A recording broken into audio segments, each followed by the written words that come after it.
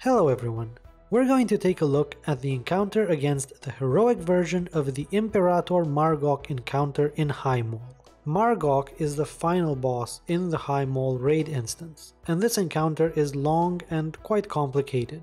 The fight has 4 main phases and 2 transition phases.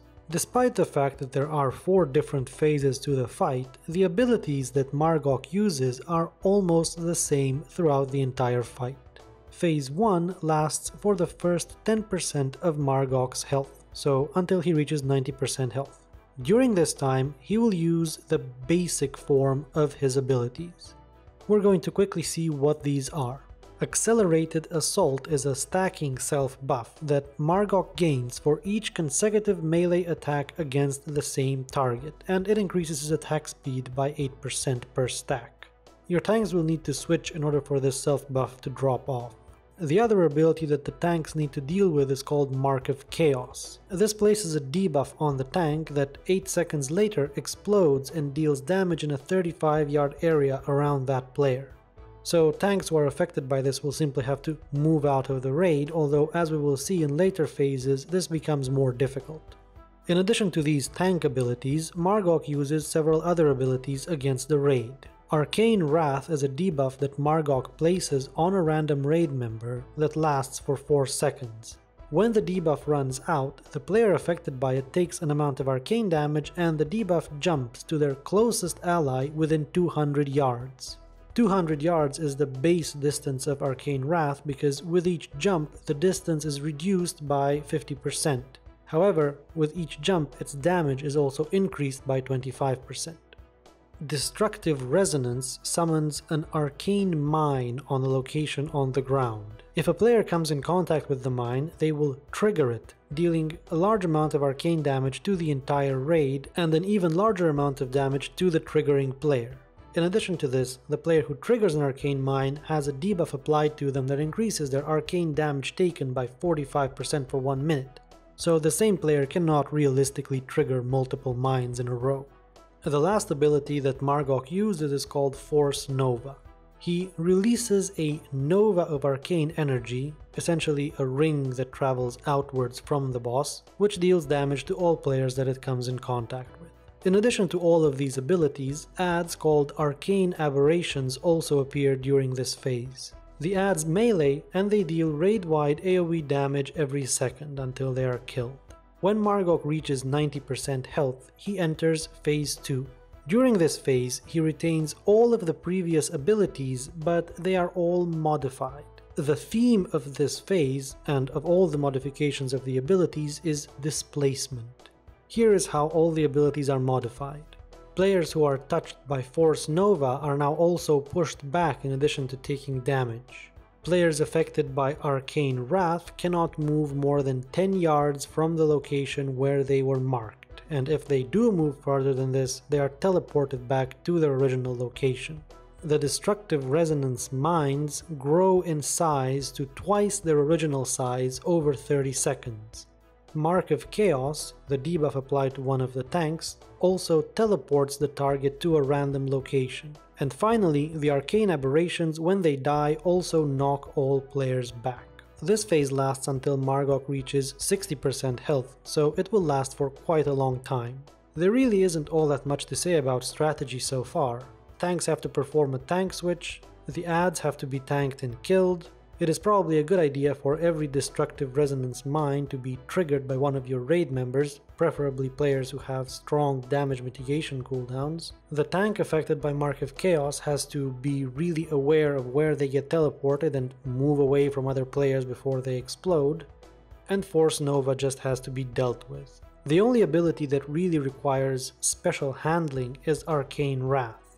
What you don't want to do is have Arcane Wrath jump endlessly between everyone in the stacked raid group.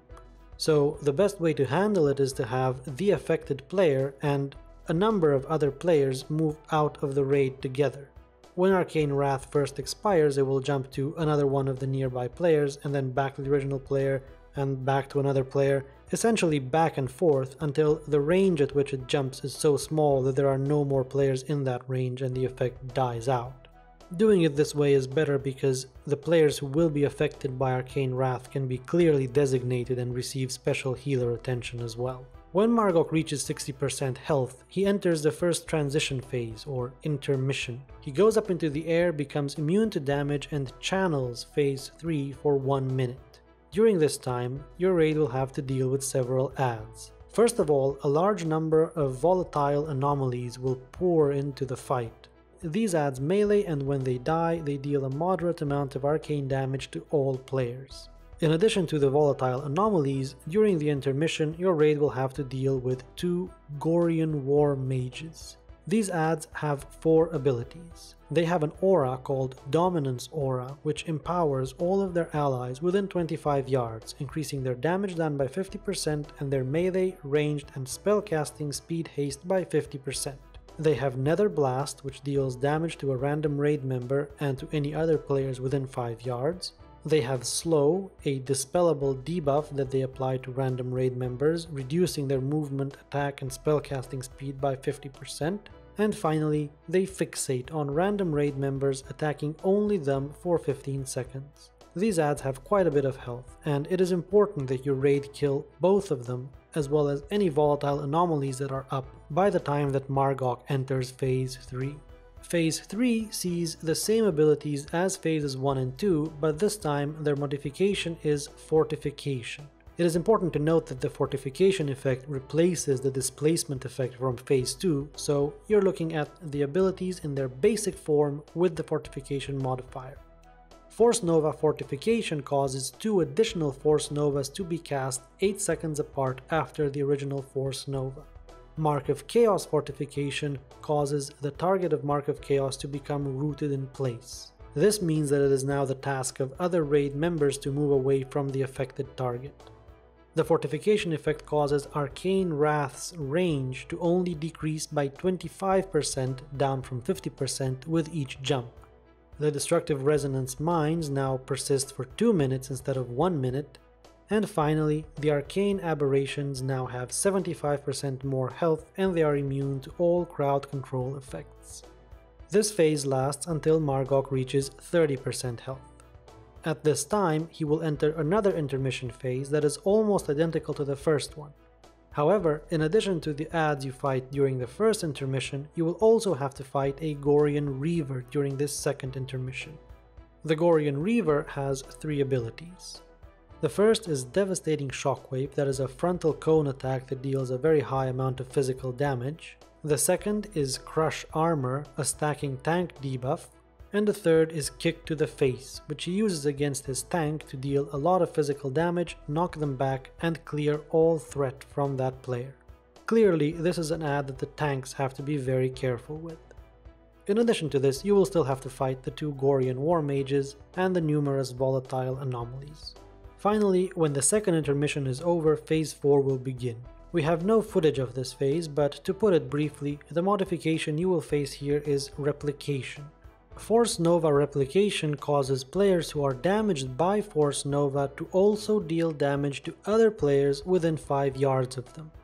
It's important to note that the damage that Force Nova does is caused by its outer ring, as this expands outwards.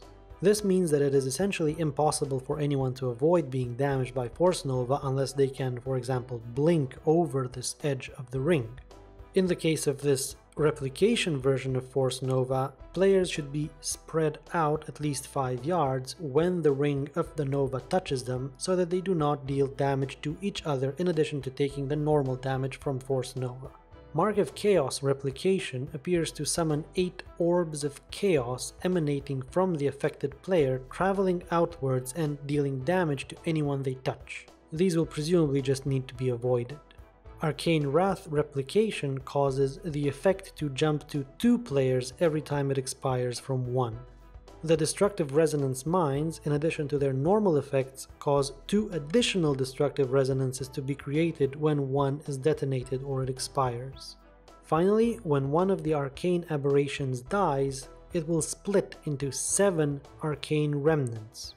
All of these abilities seem to indicate that Phase 4 of this fight will be a massive DPS burn phase during which you will try to kill Mar'gok before all of these ramping up abilities will overwhelm you. As we come closer to Warlords of Draenor's release, we will have a detailed written guide up on our website for this fight. Keep in mind that all of the footage we have obtained is based on early beta testing, so much of this could be subject to change before launch. We'd like to thank Envy for the footage of this boss fight, thank you for watching, and good luck.